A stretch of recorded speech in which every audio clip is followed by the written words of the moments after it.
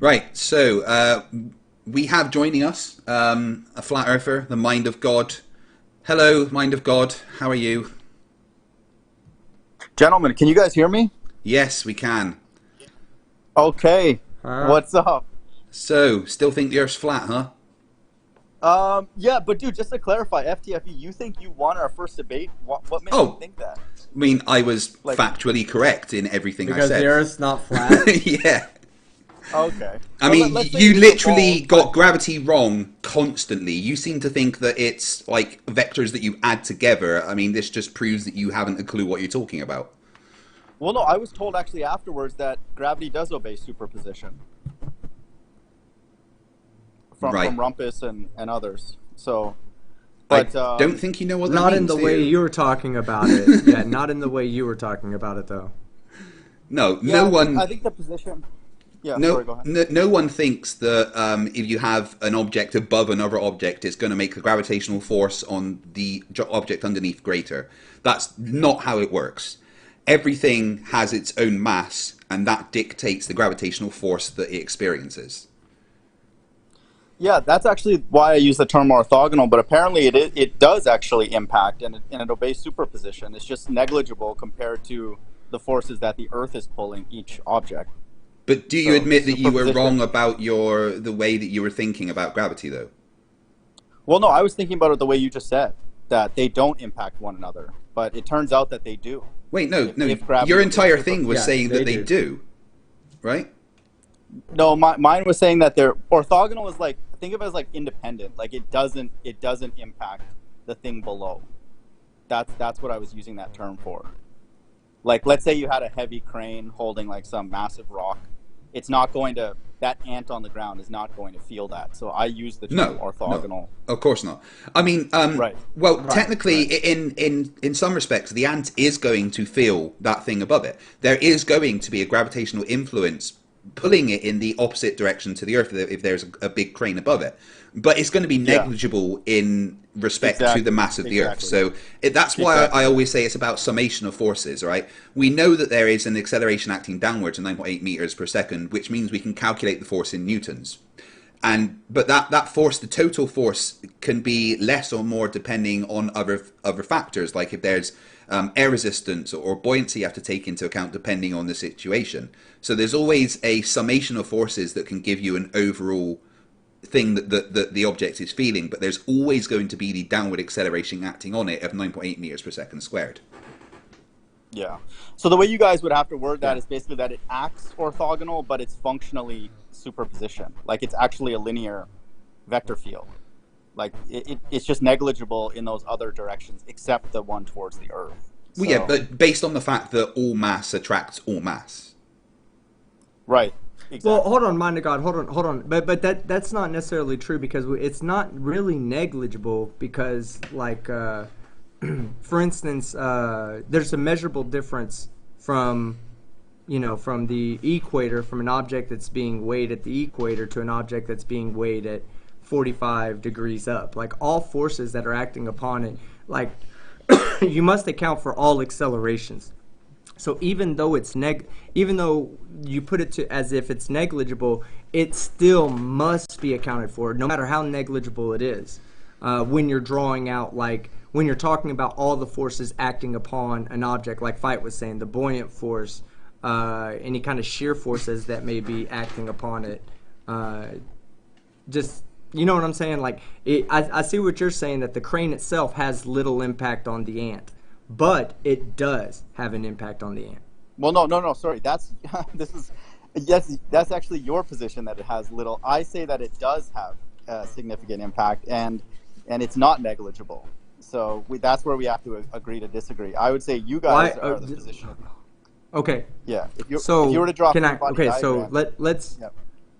yeah let's do this just in our head. We can easily give values and we can treat everything as if it's a point source, right? So we can just say that the Earth weighs a certain amount. It's consistently dense all the way from the center to the outside. We can say it has a radius of about 4,000 miles, and then we can work backwards what the acceleration would be on the ant. Well, I can tell you it's going to be 9.8 meters per second, given that the ant's at sea level and, you know, we're working with a perfect sphere. Now, how much mass do you think a crane would be? We're going to say now, let's put a crane 1 inch above the ant, okay? Yeah. Now, I'm going to allow you to condense the crane down into a solid ball, all right? So first off, let me go look at what a heavy crane weighs, okay? And I want you to just think, I don't care how big or small you make this ball, just give me a radius, and we'll say make the radius in meters, okay?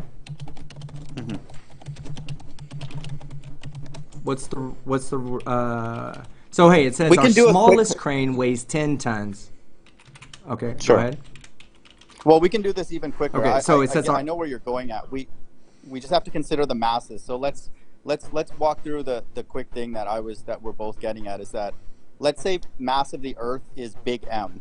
You know, that's what we'll call it, and then we'll say the mass of the ant is M1, and then the mass of the crane is M2. So you guys are saying M1 plus M2, or sorry, M1 and plus M1 and M2, like the ant and then the crane. That's the secondary force that's acting between the ant and the crane. Yeah. Your point is that that's very, very small, pretty much always, compared to the big, massive M of the Earth, right? So you guys don't disagree. You guys don't disagree with the superposition, because we all know that that's what it is. It's a linear field, and so you guys will always be able to cancel out the small.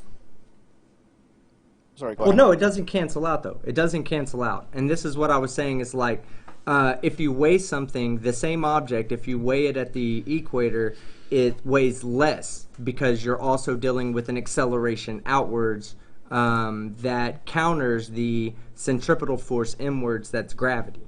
So you have the centripetal force inwards of gravity that's causing you to accelerate at 9.8 meters per second squared, and then there's the centrifugal force of the rotation of the Earth that's giving you, I believe, like 1/3 of 1% of that acceleration. At the equator, it's 0.5% of the gravitational acceleration. Yeah, don't worry about different places on Earth. Let's fix that. Let's leave that fixed. So the M. Yeah, okay, that's fine. That's fine. Let's just assume. Let's assume for the time being that the Earth's not even rotating, so we don't have to worry about a centrifugal force. Okay. Right. Let's just assume that the Earth. Okay. So if we give you that let's see, the heaviest crane weighs 300 tons. So I'm going to give you the heaviest crane. I'm going to say 300 tons. Okay. Yeah. 300 tons. Now, how big of this mass do you want to compress this 300 tons down to? And give it to me in meters, okay? Wait, sorry, you want me to give you the volume? Yes. No. The radius of the sphere that we're going to crush this 300-ton crane down into. Oh, yeah, so you want the density of, like, just drop it, give me the best case scenario and put it to... Okay, we'll do. You want to do 10 meters? That's if we're taking 300 tons. Okay, how about this? 2 meters. Yeah. All right. We'll take 300 tons and compress it down into a sphere that has a radius of 2 meters. All right. Yeah. So to find the acceleration, we do the gravitational constant times the mass of the crane divided by the radius squared. Okay. Let me pull up my calculator real quick. You know what? Give me 1 second to download the right calculator. I recently cleaned up my computer, and I just need to get this one app. It won't take but a second. Let's do the static case, and then we'll mix it up and do the case where that crane is holding a boulder that's actually moving towards the Earth. That's the case that you guys will have trouble explaining. Oh, we won't. It's all explained perfectly in our model. And just to say, like, when you're saying, did I think I won the debate between us, right? It wasn't my best debate because it was the first debate that I properly had. I still won it because I was factually correct in everything I said. Could I have performed better? Yes, and I've got better and better at debates in the as I've gone on. I've never lost a debate because I'm factually, objectively correct, and you can't lose a debate when you have the actual facts behind you. Fair enough. Fight. I can't get this calculator on my piracy software, my anti-malware software is keeping me from downloading this calculator. Will you get a calculator ready, please? What kind of And I'm gonna calculator? read off We don't the- we don't even need to calculate. I know you're gonna say that the No. the M1 and M2 are small relative to the big M and the M1, and that's No. fine. Oh, And here, I no. think Craig gets it. Okay, so the way I, the way I always like to look at it is just as acceleration. Okay, we don't need to look at any of the masses or anything. We just need to compare the accelerations. All right. So I'm just going to right now. We know that all objects at the surface, for whatever reason, we call it gravity, accelerate at 9.8 meters per second squared. Okay. So But now we're nothing's going moving. to We're take drawing that a free body crane. diagram. Nothing's moving. I understand. I'm not assuming anything's Okay. moving. So now what we're going to do Okay. is acceleration, as in if the ant was, 9.8 meters up, and we let go of the ant, it would take 1 second for it to get to the ground. Okay, so that's the acceleration that we feel at the surface of the Earth. All right, now fight. Are you ready for this equation? Yeah. 6.67 times 10 to the negative 11. And let me. Oh crap! I can't put exponents in this calculator. Oh my God! Are you kidding me? Let's see.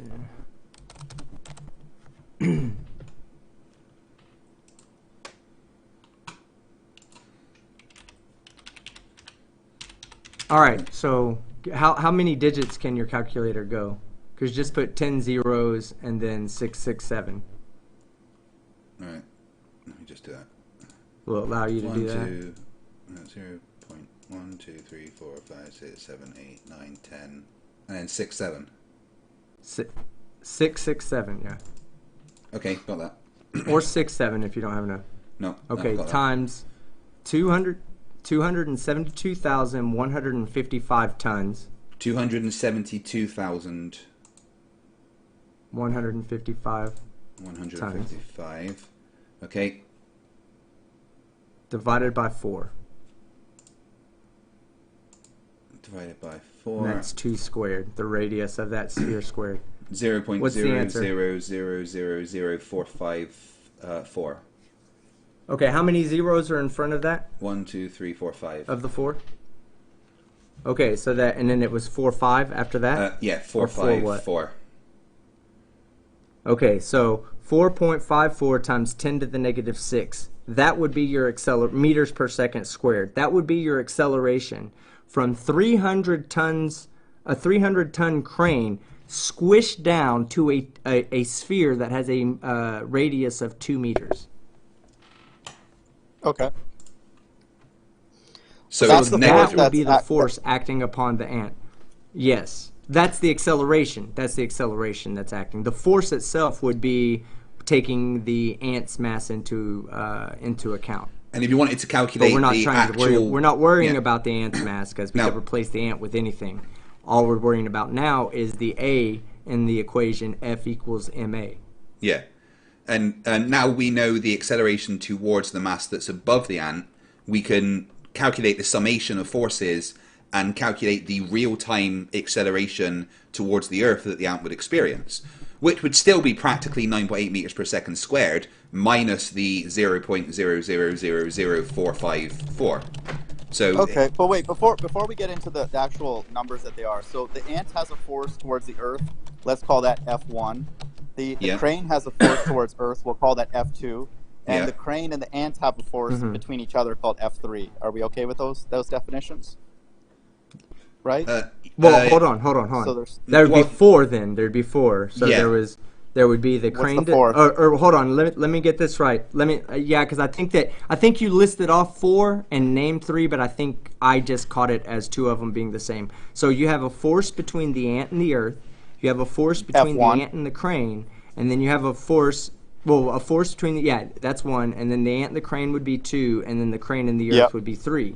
But 3, really, okay, but. And let's say we have them lined up one on top of the other, right? Yep.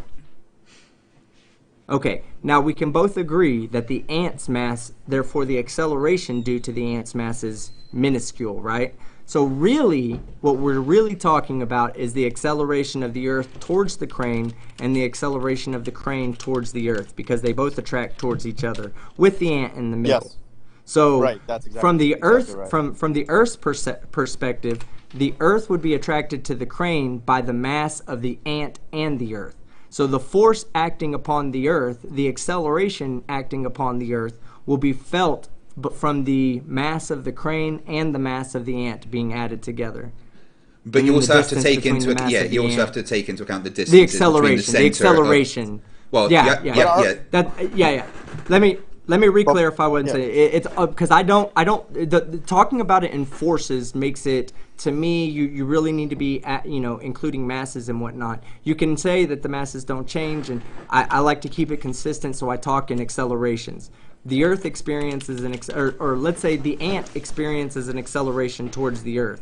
However, that 9.8 meters per second squared is going to also be countered by that whatever we came up with, 10 or 4.5 times 10 to the negative 6. So you would have to add that into. If we had a machine that was sensitive enough to read it, then it would show up. Okay, but since it's an ant, it's probably not going to show up. This is the fundamental issue. This is the more fundamental issue. That you believe there's a real force that's, let's say that crane was actually like released, so it is actually now moving towards the Earth. You believe that's a real force pulling that towards the Earth, right? Well, by the no. Earth's mass. Right. Well, no. Let me answer that to you if I can. Force. Yeah. We call it an emergent property, which means it's a consequence of something else happening, right? So yes, there is a force there by virtue of the fact that the object has mass and there's acceleration. So we've got M&A. We can therefore calculate what the force is. It doesn't mean that there is a physical force, but we can still calculate what's there because of the mass and the acceleration. We call it an emergent property because it's a consequence of the fact that space-time is curving due to the mass. Now, the object is still traveling constantly in a straight line, but because of the curvature of space-time, it causes the acceleration because the object still wants to go in a straight line, but space-time is curved. Sure, but there's something happening on the face of the crane towards the Earth that's different than the other side, right? So it's experiencing a desire to go towards the Earth, and tidal forces. It has tidal forces. Is it being pulled or is it being pushed from the back or from the inside? How does that crane know to go towards the Earth? Is it from the inside or from the outside? Well, the reason it knows to go towards the Earth is because Earth is the biggest mass, which means that it will curve space-time the most, which will literally make things fall towards the bigger mass. So whatever the biggest mass is, that's where the noticeable acceleration will be towards. But that doesn't mean that the Earth isn't also accelerating towards the crane, because the crane still has mass, which means it still warps space-time enough for things to fall towards it, but the amount that it falls towards the crane is so much less than the amount that it falls towards the Earth, because of the fact that mass is warping space-time in a different amount. You guys always say you can't have acceleration without a force. So if that crane is accelerating, is it being pushed towards the Earth or being pulled towards the Earth? Okay, but it's only a force in our reference frame. Yeah. Okay, in this gravitational reference frame. That's the only place that's a force. It appears as a force to us the same way as if you were to take let's say a rock and hang it from the ceiling of your car and you accelerate forward. Well, if you mounted a camera inside of the car, I would ask you like this, Mind of God, okay? Let's say you mounted a camera inside of your car and you had a rock hanging down from a string in your car, and you looked at 2 5-second clips, okay, of the entire time that you're driving.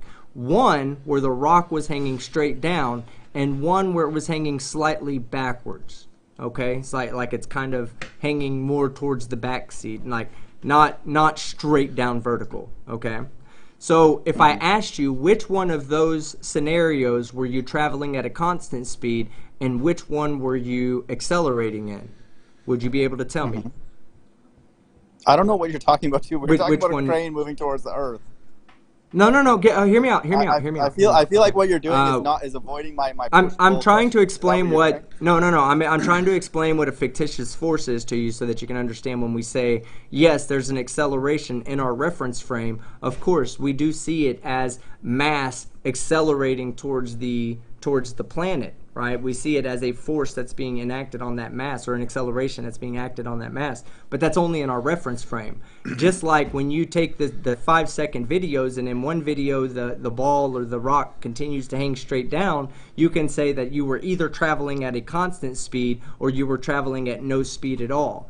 And the one where the rock was hanging in kind of slightly backwards, you could say, well, that one right there I was for sure accelerating in. And you can say that you're for sure accelerating in that, because while it looks to you as if a force is acting on that rock in your video, which is attached to your frame of reference, you yourself know that there was no force acting upon that rock.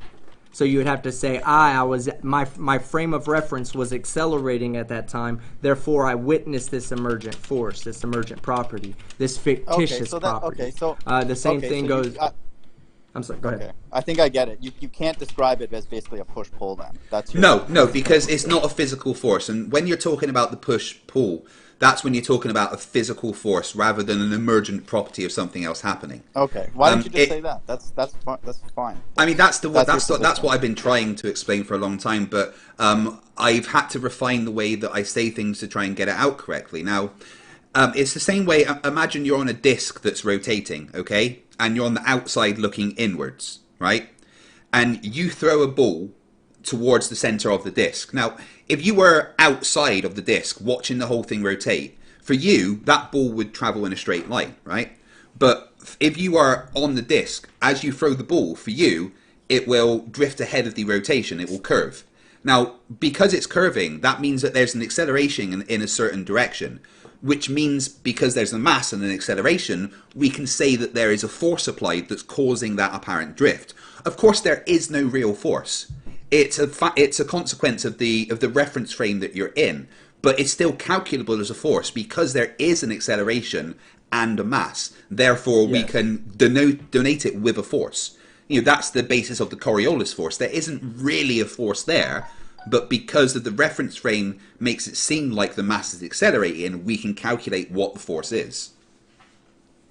This is different though, because you're talking about the actual cause of things moving. You know, like that is your answer for the cause of things moving, accelerating, is something creating this force that then governs the... Are you talking, Mind of God, are you talking about like when you drop something, we're saying that that's the cause of it moving? Right. Yeah, exactly. That's okay. The position. So right let me put it to you. Let me put it to you in another way then. Then try to think of it like this. Let's say you're in an elevator, right? Well, hold on. I'm trying to think of how I want to explain it to you so it's not so hard as to understand. Okay, so everything is in motion. Okay, everything follows what's called a geodesic. It's just a straight line path through space-time, or through space. Okay, now energy bends space-time. It warps space-time. Bending is something that we in our three-dimensional world we try to explain it that way, so I'm going to continue to say stuff like bending and warping and whatnot, but it changes the geodesic, okay? So when you have an object, let's say you put an object and you hold an object out, straight out, right? Now that object has a desire to follow its geodesic, which the geodesic bends towards mass or towards energy. So it's going to bend towards the Earth, okay? So this object that you're holding in your hand actually has a desire to continue following its geodesic at a constant rate in through the space-time, okay? So you feel a force which you assume is gravity pulling on that object, but it's not really gravity pulling on that object. What you are doing is you are pulling that object off of its geodesic. That is what you're doing. You are accelerating that object away from the path that it wants to be going down when you're holding it. And that's why you feel the force of that object wanting to pull down. We call it gravity because it's easier to explain in our three-dimensional world. Before there was Einstein and there was Newton, that's how he understood it. He knew that there was something else more to it, but that's how he understood it. That was the best that they could do to explain it until somebody else came along with a better, more thorough idea, more explanatory idea, which was Einstein. So wait, team. So can you pause?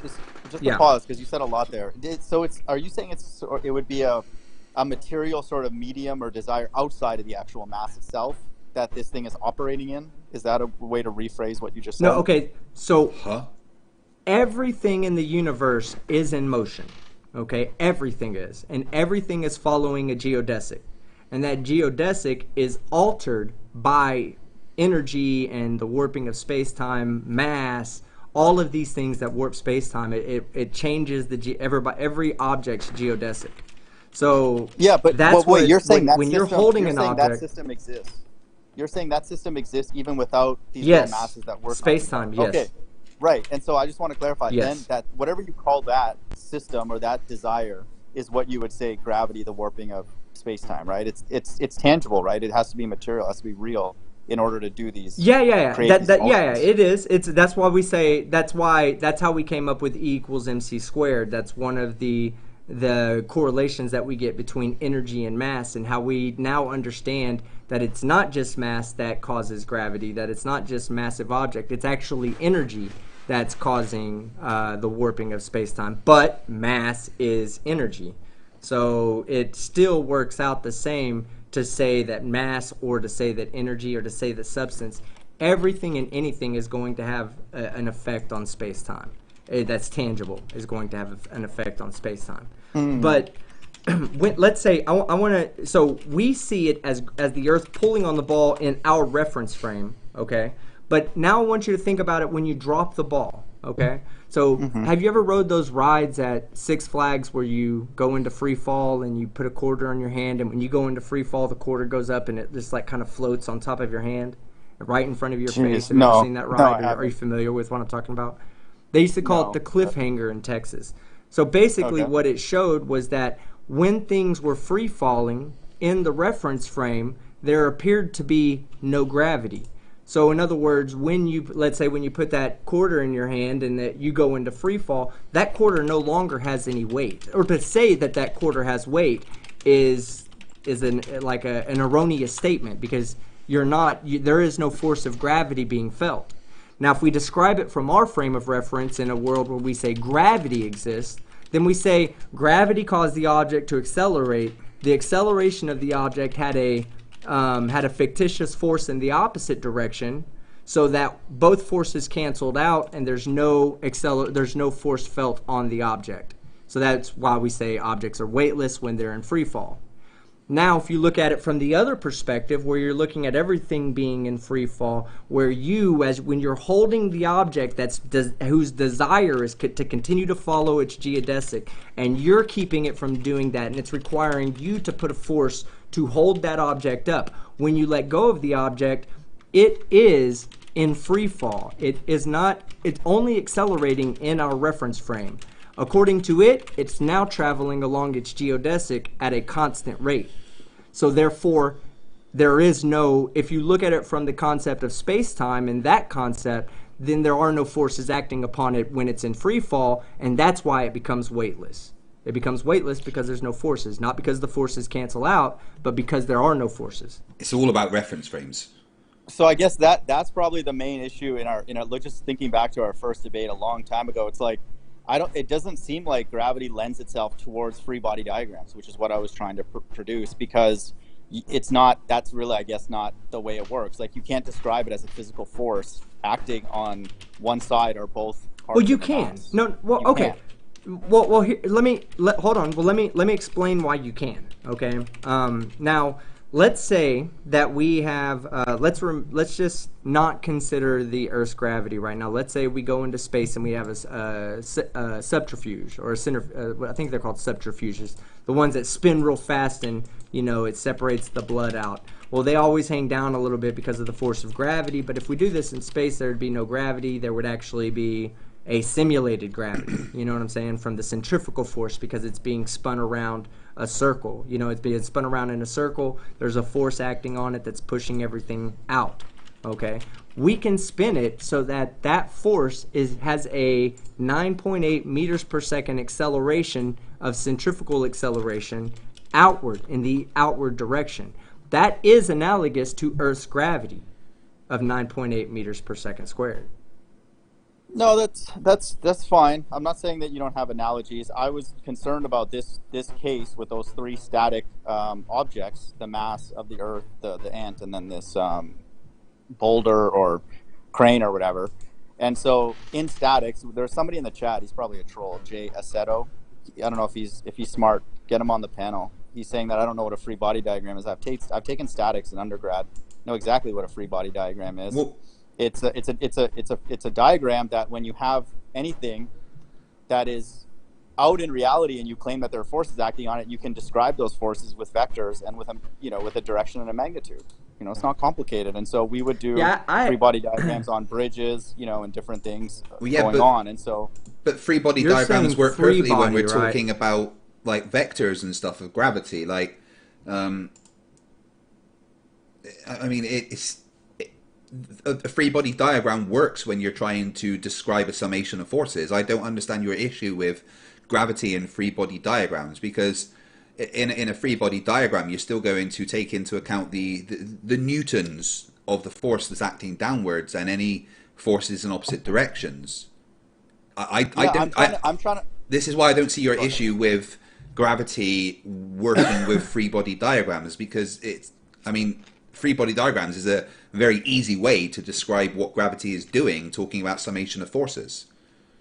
But the thing about force, real, I would say, diagrams that we do is we can identify what the force is and where it's acting on the body that we're analyzing. But your position is that gravity is not acting on a particular side or in a particular way. It's like always acting. It's like a medium, basically. Boulder. If we were talking about, say, an object being attracted towards the ground, we can still calculate the forces that are involved and the summation of the vectors quite easily, even though there's different masses in play. It's just about plugging in the numbers. This is why I don't see the issue with describing gravity with a free body diagram. No, I don't see the issue either, but it looks like you can't, from what we talked about with those three objects, you can't do that. I don't think it doesn't look like it's possible, because I asked whether it's a pull or a push and you guys can't say that. So it's an emergent force. Action. Yeah, it's a result. Yeah, but we can still calculate the vector, though. We can still say, well, the force appears to be acting in this way, because it's all about which is the largest mass and therefore the biggest acceleration. Yeah. So let's say let's say you can put a vector to that crane, and let's say it's released. It's just the arm breaks off and it's falling towards the ant. Your position is that, does that ant know before it gets crushed that this crane is above it? That force, which is tangible because it's acting with the Earth. It's going to be so small the ant probably wouldn't notice it. So but no, it's not, because it's with the Earth let's say. No, but it's not with the Earth. They're acting in opposite directions to one another. No, I'm talking about you're the saying crane that the crane and is the Earth, falling from above the ant, right? I'm not talking about the force between the crane So the and crane the ant. is I'm talking about falling. the force between the... No, okay. Right. Well, he would not experience any. He would not even understand what the force between the Earth and the crane is.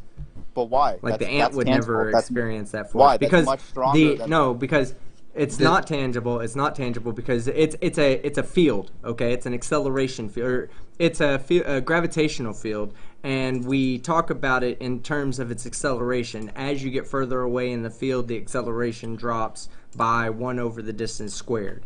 So exactly. All that they would see, talk about right? The ant. Hold on. Yeah. The only things the ant is going to feel. Let's say we're going to remove all forces except for gravitational forces. Okay. The only thing the ant's going to feel, it's going to feel the acceleration of the Earth, and it's going to feel the acceleration of the crane.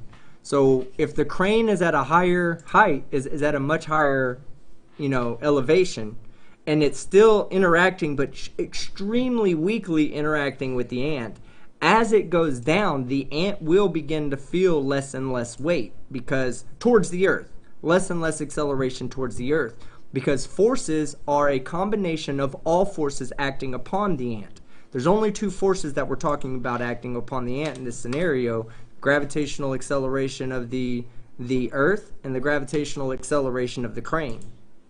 The gravitational acceleration of the crane to the Earth has no effect on the ant. That's the part that we don't it doesn't make sense to us as flat earthers. That's Right. impossible.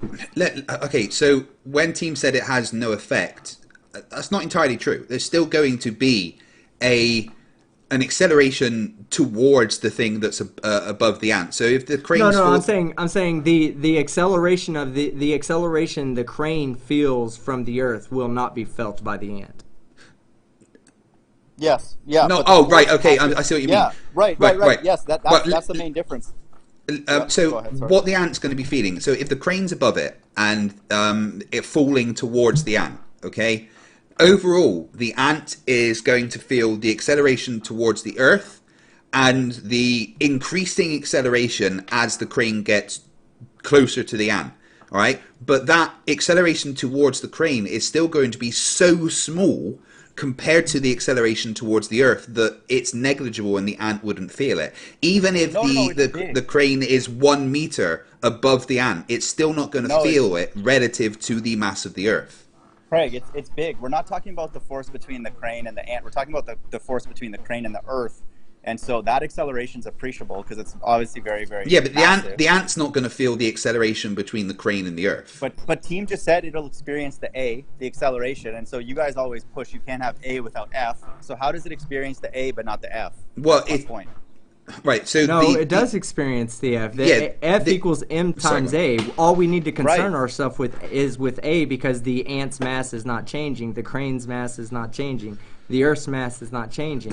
So what we do is we just talk about it in terms of acceleration. So we talk about the acceleration that's felt on the ant, which is the mass of the Earth, has an acceleration that it imparts on the ant, and the crane has an acceleration it imparts on the ant. But how does the F? You don't have to talk. I mean, you can talk about it in terms of forces. Well, it doesn't need to go m equal to 1. So it doesn't. The force. Wait. Time out. Do you guys at least know what I'm saying? Just so we're not. Yeah. Right. Let me get. Okay. So you're saying the ant should feel the acceleration that the crane is experiencing towards the Earth. If it's a real force. Right. There's no reason it would experience that because the force is acting on the crane at that point and not the ant. What the ant will feel. What the ant will feel is the acceleration towards the crane. It won't feel the acceleration between the crane and the Earth because that's nothing to do with the ant. The ant will only feel acceleration towards things based on its own mass and distance towards another mass. I deserve an apology now because that's what my initial point was in that first debate was I said those forces are orthogonal. They're real, but they act independent of one another. And you guys keep making fun of me, but that's what you guys actually believe, that they're orthogonal. That the force from the crane to the Earth is mathematically, I'm just using a math term, orthogonal to the force between the ant and the Earth. But it doesn't mean that the ant would feel the acceleration that the crane is experiencing. Will you put talking about the forces. Will you share me full screen? Will you share me full screen so I can just explain? The plot hole said it's actually an hour later than we thought. So. But wait, was that an apology? Well, we got a little bit of time then. No, because the reason why we made fun of you is because the amount of times that you said the word orthogonal during that debate, you said it 97 times. That's why we made fun of you because you were using it as an explanation for everything, whereas it didn't really explain the mechanics of what was happening independently. It's a math term. Maybe independent is a better term, but that's a more statistical term. But it's just, orthogonal is a term that's used in in geometry, when you're designing a set of basis I understand what you're saying, but because the force is an emergent property rather than a physical force, there's no reason why the thing in between the two masses would feel the effect of the thing it's in between. It would only feel relative to its own mass and the distance away from other masses. But what you guys have to reconcile is that apparently that you guys have to stick to this independence or orthogonality. But then I know now, according to you guys, that gravity obeys superposition. So that's the contradiction for me mathematically. Gravity you can't cherry pick and say it's obeys superposition and then say that those two forces are orthogonal or independent, whatever term you want to use. It's double dipping. Let me explain because I want to let you clarify yourself here before we move forward, okay? So on this screen of Masterpiecery, And YouTube, don't fucking, those aren't boobs and a penis right there. That is fucking the Earth, a crane, and a fucking ant. Okay, that's what those are. All right, now Nice. the Earth, right? We're gonna talk about the. I don't know if you can see my little my thing on here. It's kind of small, my cursor, but the ant. Okay, so the ant is the red. He right? feels two accelerations. Right, correct. He feels two accelerations. All right, one acceleration he feels is in this direction, and that's towards the Earth. The other one he feels is in that direction, and that's towards the crane. The total acceleration, if we were to measure this, the acceleration, we'll call this up here, we'll call this A1, okay, and we're going to call this A2, and we're going to say that AT is what he feels, and that's going to be equal to A1 minus A2. Now you can do, this is in the direction of A1, but you could do it in the other one. A2? You could say that it's A2 is the acceleration that the ant feels towards the crane due to the crane's mass and distance now away where's from the A3 ant. between the crane and the Earth? That's the one we're missing. So it's plus Okay. A3. So we're not no. The ant wouldn't feel that. This force over here, which we'll call this A3, okay? We'll go ahead and call this one A3. This is the force the crane feels, the acceleration the crane feels towards the Earth. And this is based on the mass of the Earth and the distance from the crane from the center of the Earth, okay? But we're going to call that A3. A3, the ant is completely ignorant to A3. A3 Why? is nothing because the ant, what is A3 to the ant? Why would the ant feel the acceleration of A3? What does that have to do with him in any mass that involves him? Well, if it's a real force that's creating those A's, then that force one would think that they would act according to what you guys say is superposition. So it would experience that, just like any other field that obeys superposition. Oh God, right. no. But A3, hold on. But A3 is the acceleration of the crane to Earth. Okay, that's it. That's the acceleration it feels towards Earth. It has nothing to do with the ant. The A1 and A3 are both based on the same mass, m, the mass of the green. This right here. So A1 and A2 or A3 are based on this mass right here. So the force that is felt would be F equals big G, m of the Earth. So you guys believe those Well, forces let's see, are yeah. orthogonal? M of the crane, and then the radius away. So the acceleration would ultimately be equal to big G, which is what I did just a moment ago, times the mass of the Earth divided by the radius squared. Now this masterpiece will be up for sale. I start the bidding at $15,000. No one? So you guys do believe then that We those can use forces this are equation. orthogonal? Okay, but here's the thing. We can use this little thing, this little G times m over r squared. We can use that to calculate every one of those accelerations. Yeah, agreed. But That's what I'm saying. There is the acceleration. We already, but the force or the acceleration of the object above it that it's feeling would have no effect on the acceleration below, because that acceleration is only based on the same mass. You're trying to add the acceleration in twice. No, you don't add them together. If you were to make a vector field of this and then draw a free body diagram, you would put the F3, which makes the A3. You would say that force is acting independent of A1's existence, A1 and A2. But we wouldn't even talk about A3. Hold on. If we were only talking about the ant, then we wouldn't be talking about A3 whatsoever. Right. So A3. Like, okay, hold on. being Let me turn this around right again. 1 second, okay? I want to show you something real quick. So we want to discuss now what the acceleration is on this object, okay? Team, can you do less circles within circles, please? Okay, so this object, right? Now ignore this little up arrow right here because now everything's going to be going in this direction. But team, we don't right? need more objects. We have 3 Fs: F1, F2, and F3. Do you agree? My position. I think we just have to agree to disagree. No. Okay. No, because they wouldn't. Hold on, let me explain. I'm not done explaining, right? Sure. So Go for we it. calculated what the acceleration on the ant, the red object, would be. Now let's calculate what the acceleration on the yellow object would be, right?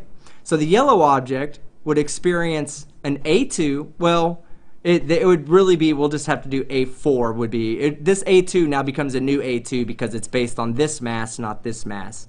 So, Wait, but it's going to be in this direction. That's what I'm saying.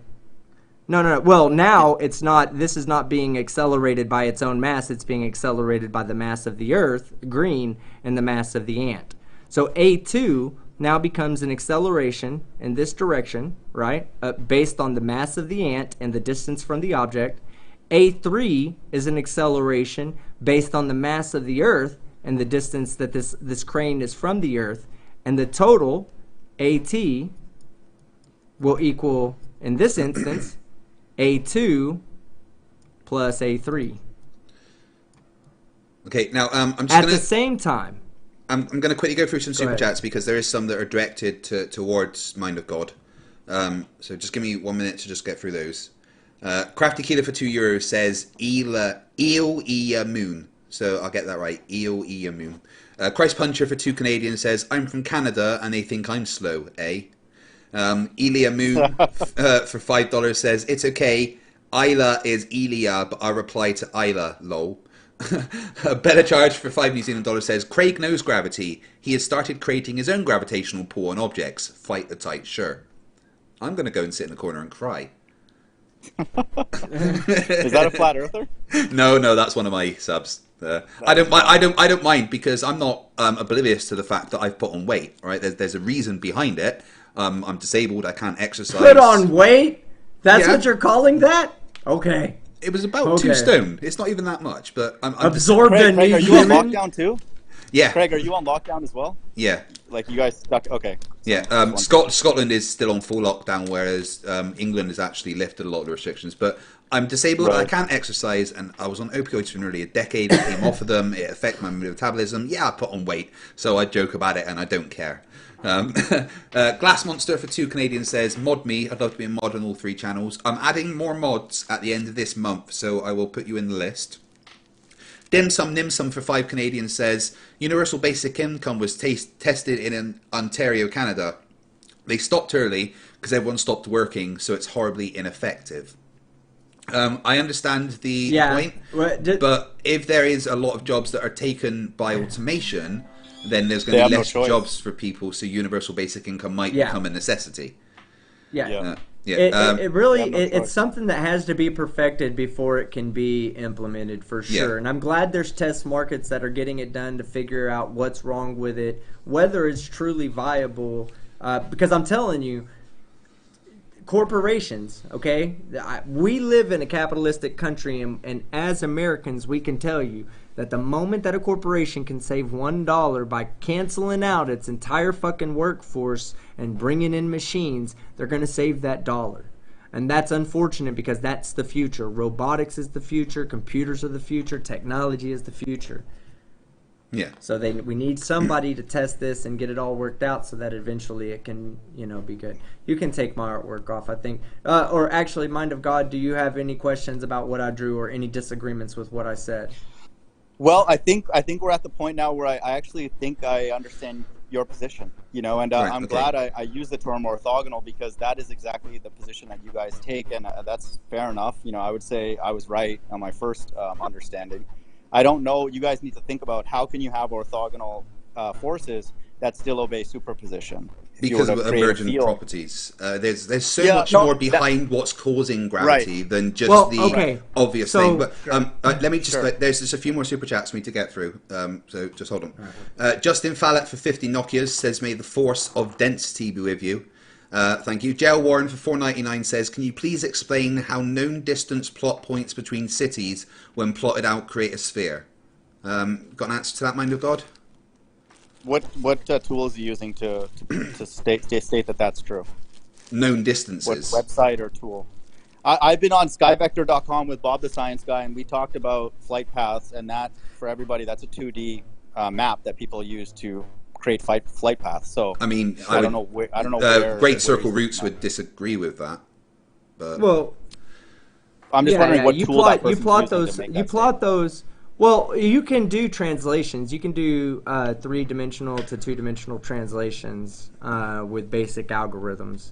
That's one of the reasons why the maps look the way they do, with Greenland being the sizes they are, Antarctica being the sizes it is, at the bottom being stretched out as one long, basically portion of a square, when in reality it's a circle. I mean, that's just it's a way of translating it, and I mean that's unfortunate that it causes things to look the way they do. But when you plot them out on a sphere, it's perfect. The planes follow great circles, which are the shortest distance between 2 points on a sphere, are always along a great yes, circle. Bob the Science Guy, it is. Okay. Yeah, I mean, Hey, mind of God, Yeah. Look, hey, I'm putting together a little experiment that I want like everyone in the community to be a part of, including flat earthers. That requires you to just make, like, I think I'm going to do like 3 or 4 little measurements, within a few miles of each other, using a GPS and recording yourself doing it. And this, if we can get enough data points, and I can, randomize the data points so that nobody knows who the flat earthers are that submitted them, nobody knows who Right. the globe earthers are, we could plot all those points out, and we could come to an agreement that both of us, that me and all the people that participate in, can say they came to a conclusion that supports one premise. And we can I do like this that. I like together, where you're man. going I'm with not that. I'm Yeah. not going to tell I like where anybody you're they going. can't do it. It's going to be simple. All I require is that you record yourself doing it, so you can make sure that nobody goes, they're lying about the data. Right. If they don't Right. record it, I'm not accepting it. It must be recorded. It must be recorded with a GPS, so that you can show where on the GPS that it shows you at certain points on the Earth. Yeah. So we can calculate the points on the surface, and then we can calculate the distance that it was between the 2 points. If we plot these out in both the northern and southern hemisphere, we should come to a conclusion based on those data points. Yeah. Well, anytime with GPS, I like that idea, because I think GPS or drones will solve this, that we need a straight line reference, or a curved line, I guess. We need a reference. But that's the to point of plot those multiple results. points, right? So it kind of gives Yeah, you I a mean, reference. but team, if you do that, I'll hear it out. I like where you're thinking on that. Okay. That's good. I want you to participate. To quickly I want answer you to someone in the participate. chat, David Jammers, what happened to my Eratosthenes experiment? Basically, the online forums that I created were destroyed by trolls, and it got the it. hell? Yeah, I know it got too big for me to handle on my own. So this year we're retrying it around my birthday in July. And Vishanti is going to be helping organize and manage it. And again, it's something that I will invite all flat earthers to help me with. I want as many legit data points as possible to, if that's the case, you can only come to one conclusion. So, But Craig, why don't you step up your game and do what Team's doing, man? GPS, drones, let's get some real, you know what I mean? Why are you there's letting multiple Team be- things. There's multiple things. Teams one is good for a lot of reasons, but my one is good for a lot of reasons. They both can reach conclusions in different ways. And if my experiment and Team's experiment reach the same conclusion, that will give more credence to the premise that the Earth is a globe. But anyway, let me just get through the last of these super chats. Spike Smith for $2 says, Mind of God, can you describe and define what a free body diagram is? I like that diagram you put up. That's what we're used to in school. I think you had a block on an incline, and that type of thing. We would draw all the forces, and then we would, set them equal to 0 if the thing wasn't moving, like if it was static, and that's what we did in school for statics. And then you could find out the missing force, or that was the kind of thing that we were analyzing. Yeah, something like that. And so it actually, a lot of those times that we did that in school, in high school, we were trying to figure out what the friction is, like the static friction or kinetic friction. I remember a lot of problems like that. And so there's a lot of forces you have to take into account, obviously. I mean, so I would say what you drew there with the normal force and then the mg and the ff, if you basically write equations for that and then set them equal to 0, that's what we would use a free body diagram for. Okay. Cool. Right. Fatal Gravity for $2 says, "My thing's kinda small, Team Skeptic 2020." I know, brilliant quote. Don't worry, I'll be clipping that. Bella Charge for 2 New Zealand says, "Scissors, I beat all your papers, haha." Monkey Cat Pat Pat for $2 says, "I would buy Team's art for $15. You need to add about 5 zeros to that, I think. Anthony Purcell for 10 Australian says, "This is so frustrating. Orthogonal has a specific meaning that their dot product is 0. The dot product of these accelerations is not 0. Stop using terms you don't understand." That's not true. That's just to respond to that. That is one definition, that the inner product is 0 for orthogonal vectors. But if you look up the definition of orthogonal, that's one of them. I'm not debating that. It also can be used to describe things at 90 degrees in two-dimensional space. But if you look at that, it's also composed of mutually orthogonal elements. So it's used to define vector spaces, which is what I was talking about when Craig and I debated for the first time. And so you could call it whatever you want, but what I've learned from this is that you guys actually do believe that those forces are acting independent. I don't like to use independent because that's more of a statistical term, but for your audience, don't get too rigid. Don't think that I just randomly make up these terms like that. That's not what it is. Perpendicular 90 degrees is an instance of orthogonality, one subset of orthogonality. I think it's always easier to talk in reference frames and then you don't need to use kind of 0 vectors, and it just makes the conversation easier. But that, I think that was the issue, because I never spoke to you before that, and it was a term that I was comfortable with. Maybe not anybody else. So maybe I didn't understand the way that you were applying it so much, and the fact that you just kept saying it, but. Crafty Keeler for €2 says, "We love the tight shirt. UBU FTFE. I love my tight shirts as well." Rampant for 1,000 claps says, "Team Skeptic's drawings are as good as his whistles." Hey, mind of God, have you seen the face that Team Skeptic makes when he tries to whistle? Hey, no. I did a whistle. I did a whistle the other day that I've been to. practicing. That's getting close. Hold on, I did a whistle the other day that I'm getting pretty close. Hear me out. But I will never whistle like this in public because of the face I have to make. Well, hold on. This video is flagged for not appropriate for kids, right? We always get hit like that. Tell Team that when he answers the door like this. I was IA. That happened. Chill out. So it was actually whistling earlier. Hold on one second. I can do this. Oh, you're getting better. He sounds less. There's less dogs going. Yeah, but I would never do that in public nor on camera. That's horrible. My face that I make is trash. Jeffrey Sloan for $20 says, "Analogy of field forces. Put a piece of paper between two magnets. There is a force acting on both the magnets, even when separated. No matter how close the magnets get to the paper will not experience the force." Yeah, I was gonna say that. Mind of God, I was gonna say that. Hey, pull my screen up one more time, Craig. Let me explain just one more thing. I want to explain. Oh, okay, not that screen. Sorry. These numbers right here, right? A1 and A3, right? They're both related to each other. Okay, they're both related to each other by this right here, by M. So this gravitational field that goes out like this, but it goes out in all directions. We're only going to draw one vector of it, or one portion of it, right? This line. As it goes away, A drops. So as we go in this direction, acceleration drops, and it gets lower and lower and lower. Never reaching 0, but getting lower and lower and lower with distance. So why this object, the force that's being felt, the acceleration being felt by M, is not felt on this object, is because both of these accelerations are completely dependent on the mass of the Earth and the distance from that mass only.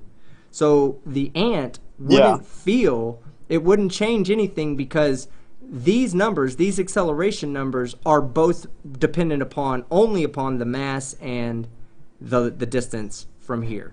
That's why we both agree on that. We both agree on that. Okay, I was still thinking that you were under the impression that this acceleration should change the acceleration felt by this object. which it No, shouldn't. well, no, we're talking first about the forces that are created between the masses. We agree that is governed by that F equals G M1 M2. That part we don't have issues with. It's just why the ant is not feeling the F3, and so you would say that it's gravity in a gravitational environment, I guess. Yes. That allows that to work. Yes. So, and Yes. that's and that's fine. why We it gotta doesn't agree feel to disagree. F3 or A3. Yeah. So Okay. that's fine. I mean, that's good that we clarified that. That's the way it is for you guys. It's okay. All right. So Anthony Purcell for $10 says seismic wave travel times are an independent metric of distance, as are tsunami travel times. Travel times are just inconsistent with a flat Earth, especially across and around Antarctica. I worked as a seismic engineer for a couple of years, and we didn't account What? for earth curve. Just fair enough.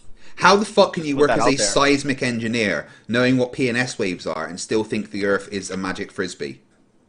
But the issue, Craig, with us is we're creating the PNS waves ourselves, because when we got the data from the field, we are putting like some explosive in the ground, right? Well, yeah, but that. it's about the propagation shock. of the waves and the ways that they propagate. That is only Right. possible on a sphere. There's literally Just no so you way that know- those propagations can happen on a two-dimensional plane. Well, I can just tell you, I worked in the data processing, not in the data acquisition, and then we did not adjust for earth curve when we created the images. Well, you don't so need that to must adjust- have happened in the field if it did. No, you don't need to adjust for Earth curve, because the data points of where the waves reflect will only give you one shape.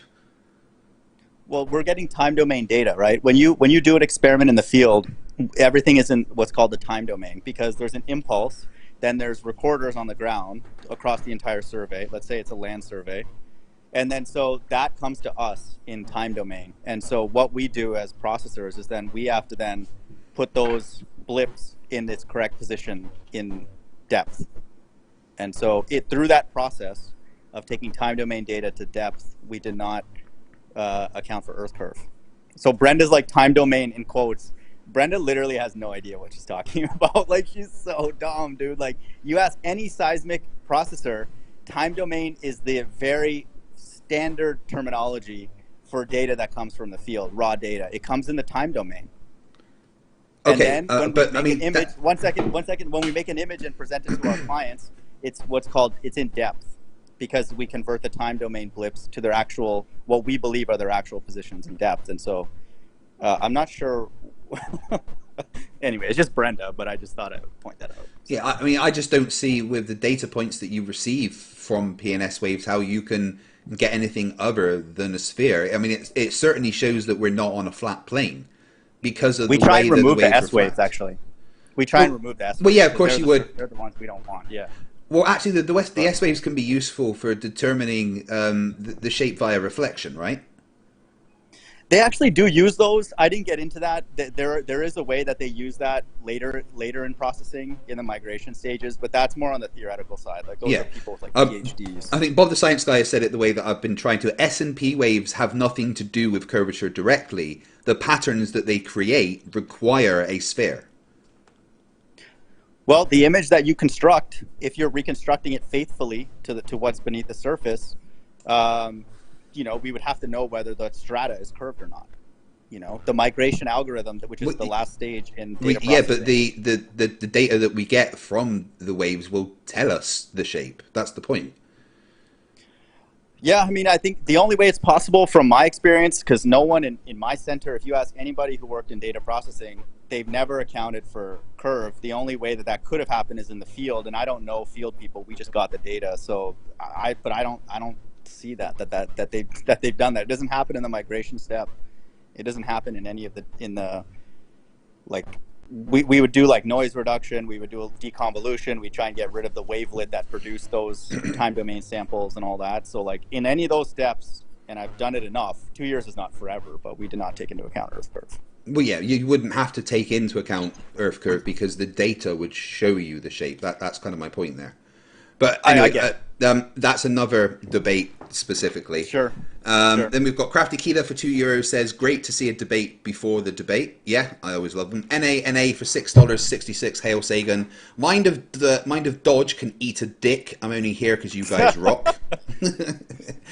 Yeah, I'm well, not gay. I will not be doing that. you're being respectful today, so I'm okay with it. I have issues with some of the things you say sometimes outside Sure. of flat Earth, but you're staying respectful, so I appreciate that. Glass Yeah, it was Monster fun, for 2 Canadians says wheels will help pull the block up the ramp. Well, yeah, obviously. And then the Mind of God for $2 says enjoyed the dialogue piece. Yep, thank you, appreciate that.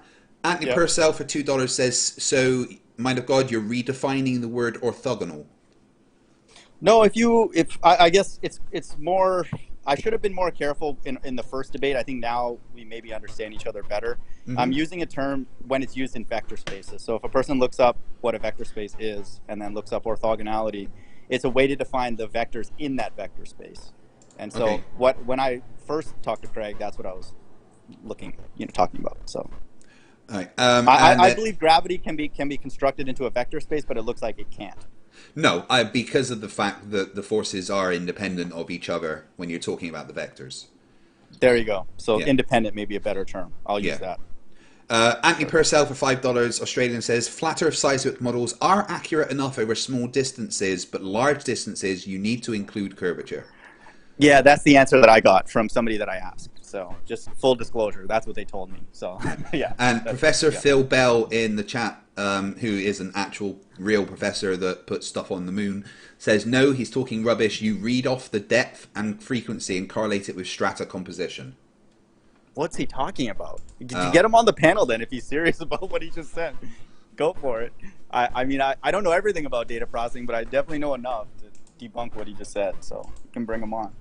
Well, team, it's up to you. Do you want to bring Professor Phil Bell on as well? Prof Bell, are you free? Do you want to come in?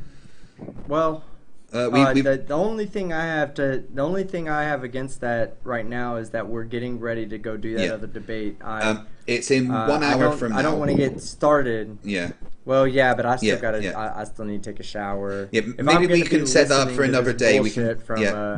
Yeah, that's Yeah. fine. Second That's fine. Jesus. I've Um, spoken to Bell before. But for sure. It's fine. team, the chat has been asking for the debate to be streamed on one of our channels as well. And I asked the plot hole. So, do you want to stream it on your channel as well as it being on the plot hole? I mean, that's up to Johnny. He because said he Johnny, doesn't you mind, know me, and man. I mean it's a chance to promote his the I suppose in a better way. You know, I'll do it. Yeah, I'll so do it. cool. I How should we don't do know it? if Should we? If I join you via, oh no, how are we doing it? Is it on Discord? Oh, I don't know. Johnny, how do you want to do this? I'm calling him Johnny. I should be calling him. Yeah, plot hole. The toilet paper house, TPH. Yeah. TPH. This is the Jesus guy? Are we joining you through Discord? Yes. No, yeah, this is he's hosting the debate. Oh, okay. We're debating the second coming of Jesus, which I don't understand how that's a debate. Like, are we just talking to the mad second funny. coming of Jesus? I mean, do we have to this could disprove be that he's amazing. Jesus? Yeah. Yeah, definitely. I'll tell you what, team. I'll tell you this. This is the one time I'll be cheering for you guys. Heavy. So, it's certainly going to be interesting. Hell yeah. And talking about the plot hole, Right. for $10, he says, everyone tune into the plot hole for the show. Team Skeptic and FDFE take on Jackson the Second Coming. Join the Discord. So it sounds like it's going to be in the Discord. Oh, that guy. Hold on. Hold the fuck on. Let me mess it. Hey, you answer me this while I pull the stream up. TPH. Is this the same guy that I did the same flat earther I debated the other night? Wait, is he a flat earther as well? Oh my god, this is going to be amazing. Hold on, shut up. well, he has Let's to be let if he's him Jesus. Oh, Oh my let's God. see what he says. Hold on. I'm so looking forward to this. I would rip. I The would guy rip into was that named guy if I was Action on that. Jackson. Action Oh Jackson. man, hold on. That's what his name said on my thing. So I was like, what? When he Team- just said Jackson. Do So we it's hate like, ourselves? If it's him, we do. Yeah, Do- absolutely. I mean, let's face it. We're debating someone today that says he's Jesus, and tomorrow we're debating G-Man and Nathan Thompson on evolution. We must hate ourselves. Oh yeah. That's gonna be fun tomorrow night. Right, mind of God, I've got to ask you this. What do you think of Nathan Yo, Thompson? he worries me a little bit. I worry about people who go to like, schools and start yelling things and all that. Like I believe that people like that should be made fun of and told to not do that kind of thing. Like people drop their kids off to school for a particular reason. They don't want to be barked at by a random I appreciate that nut you hold job. that view, because So there's a lot of flat right, earthers that have backed him up. But regardless of what you believe, when parents drop their kids off at school, they're leaving them there correct. with the assumption that they're going to be protected, safe, and learn Yes, the things that they've been told they're going to learn. They're not sending them to school so someone can stand on the sidewalk and shout to them about the Earth being exactly. flat. If And he really it's good wanted for to do that, if he wanted to talk to the kids, there's ways to go about it. You could contact the school and say, look, could I maybe do a talk in an assembly or something? There's right, ways to do exactly. it. So what he Yep. did was just wrong, whether the Earth's flat or not. It was a horrifically Oh, stupid thing to do. there's so many problems with that. He develops a relationship with the kids, and it's not good for him to be doing stuff like that. And the Yeah. reality is, they're not teaching everything that's a lie. Like I don't think anybody would say that. Like it's not like everything we were taught in school is a lie. So yeah, I mean that's scary. I'll never co-sign that. Right, I appreciate that you hold that opinion. Okay. Yeah. So Just let one me sec. tell you. Let me just do the two super All right, chats go I've got ahead, in go quickly. ahead. Better charge for $2 says, get him to turn the ocean to wine. Oh, that would be fucking amazing. And then Rampant for 1,000 claps says, He does that. I'm believing. yeah. He does it. I'm going. I'm driving to Galveston. I'm getting drunk. And I'm fucking going Praying to total Christ. Jesus cruise. Yeah. Every single fucking day, I'm praying to God. Drunk as fuck off of ocean water, praying to God. Rampant for 1,000 claps says, you are debating the Jesus fucking Christ. Well, he seems to think that he is the second coming of Jesus Christ. So I That's am. crazy. Yeah. So, team, what were you going to say about him? Well, a couple of things. First off, here's the thing. I definitely want people to tune into the plot hole. It's not going to be on YouTube. It's going to be on his podcast on his website. So I'm kind of iffy about streaming it live. I don't mind posting it afterwards. So what I would do, if I stream it live, here's what I'm going to ask of the people out there. If I stream it live and you were intending on watching it already, I would like you to not watch it on my channel. I'd rather you go to www.rockmetaltalk.com and watch it there so you can help generate hits to his website and hits to his podcast. It helps him out, and that's truly what it should be all about, is making sure that Johnny gets the recognition for what he's putting together. He's inviting us to be on his channel. I don't mind streaming it, but I really, really don't want to take away from Johnny, because Johnny's a good dude. No. Met him in person. Yeah. But what it can do so- is people that are finding your stream will then, we can be like, why don't you, whilst you're here, open another tab for rockmetaltalk.com. People that are watching, fair enough, have a tab open for Team, but also have a tab open for rockmetaltalk.com. To give him the hits, download the podcast afterwards as well. Get him the extra hits and everything. Team to stream it, because you don't even have to have. we can just have the Nathan Thompson and JM Truth memes playing or something whilst we talk about if they're Jesus. Oh my God, I can't wait for this. I really can't You wait. won't. I don't think you'll be able to chat, Martianista. I don't think you'll be able to chat on the podcast. Of course, you'd be able to chat on YouTube, but you wouldn't be able to chat on the podcast. That's a good reason to But have both open, regardless- so that they can chat along in the YouTube chat as well as listening to the podcast. mute my stream. Just mute me and listen over there if that's the case. Yeah. I'll do it only if you guys promise me that you'll go over there and watch on his channel. Not on his channel, but on his website, and listen to the podcast. That's the only way I'll do it, because I really don't want to take away from Johnny. Johnny's a good dude, man. Yeah. And he deserves the exposure. I had a massive blast last time I went on there. The guy we're supposed to be debating didn't turn up because he said he was too smart for me. So we just talked about flat earth stupidity, and it was brilliant. It's an amazing show. Definitely go and check it out. I think we're probably going to wrap up this here in a bit. So, team, we finished up what we're saying. Let me tell you what the plot hole told me was he said, yes, the Flat Earther Jackson will be there too. We actually have 2 Flurfs coming. Oh, God. And then he gave me the Instagram handles for the guys, and one of them is Cure the Mind Virus. And he says, Cure thinks he's the son of God. And the other ones, we are the psyop, right? Fuck. Oh, this is going to be amazing. Yes.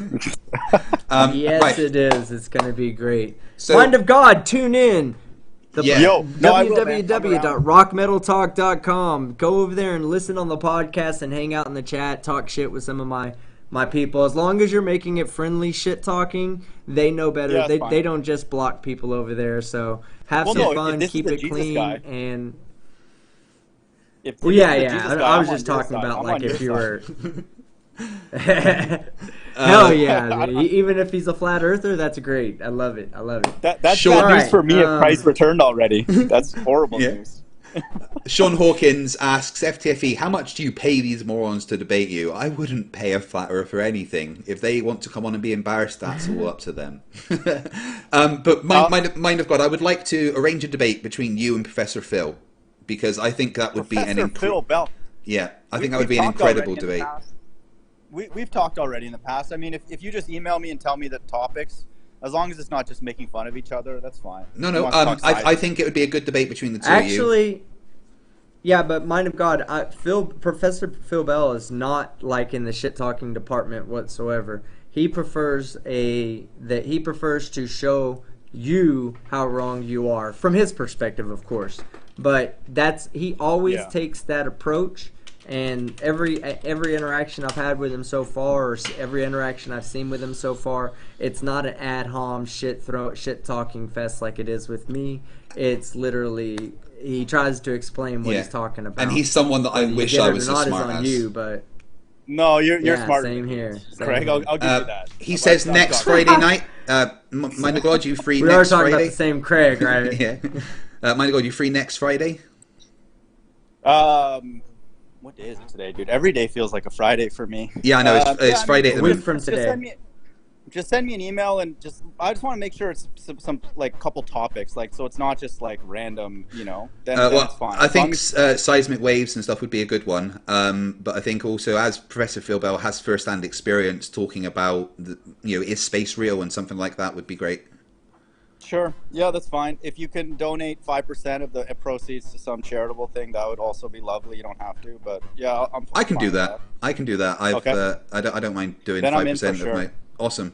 Right, we've got Absinthe became a new member. Thank you. You can now use the emoji of Nathan Thompson in jail. And then we got another 1,000 claps from Rampant. Says, I bet this Jesus can only turn water into urine. Budumch.